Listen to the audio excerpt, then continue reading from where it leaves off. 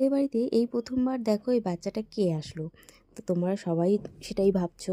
তো দেখো এটা ছিল দাদার মেয়ে, মানে পিসি শাশুড়ির ছেলের মেয়ে হওয়ার পরে আর কি সেইভাবে আমরা দেখতে যাইনি, মানে শাশুড়ি আর বাবাকেই পাঠিয়েছিলাম দেখতে। আর আমরা যাওয়া হয়নি এত গরমের মধ্যে, ইচ্ছা থাকলেও উপায় ছিল না। তে পুচকি নিজেই চলে এসেছে আমাদের সাথে দেখা করতে। তো দুদিন আগে এসেছিল বললাম মেলার। তো বুনুর বাড়িতে ছিল কয়েকদিন, তারপর এখানে চলে এসেছে। তো যেহেতু মামা বাড়ি আর বোনের বাড়ি পাশাপাশি, তার জন্য দেখো পুজো টুজো দেখে আমরা চলে যাচ্ছি বটতলায়, কারণ পুচকিটার জন্য জামা কিনতে। তো এই দেখো জামাগুলো নিয়েছি, কেমন হয়েছে অবশ্যই কমেন্টে বলো। আর দিদিভাইয়ের জন্য নিয়েছি এই যে নাইটিটা আর এই চাদরটা।